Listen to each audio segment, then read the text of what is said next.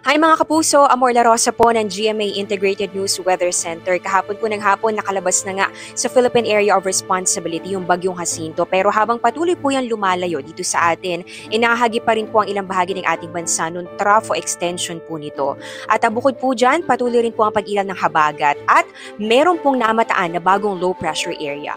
Yung bagong low pressure area, huli pong namataan kaninang hapon, more than 1,400 kilometers sa silangan po ng southeastern Mindanao. Ayon po sa pag-asa, ito po ay posibleng pumasok dito sa loob ng PAR bukas ng hapon o kaya naman po bukas ng gabi. Pero depende pa po yan, patuloy po nating imomonitor. Ngayon, i-check naman natin yung posibleng maging galaw o movement po niyan sa mga susunod na araw.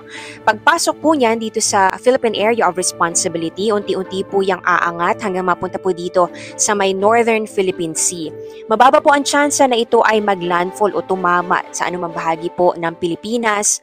Pero habang umaangat ay hahatakin po nito yung hanging habagat o southwest monsoon. Kaya posible po na magpatuloy pa rin yung mga pag-ulan sa ilang bahagi po ng ating bansa. Sa ating forecast po ngayong weekend, yung mga pag-ulan po ay concentrated mostly dyan po sa may Southern Luzon, Visayas at Mindanao dahil po yan sa habagat. So kahit po umaga pa lang, pwede po na magkaroon ng mga kalat-kalat na ulan sa ilang lugar, mga pabugso-bugso po ng mga pag-ulan.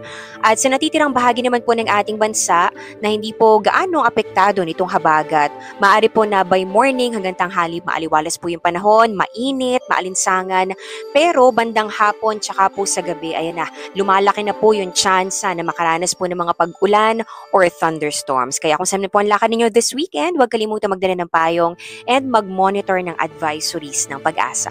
Yan po muna ang latest sa ating panahon. Monitor po tayo ng updates sa mga susunod na araw. Ingat mga kapuso and happy weekend!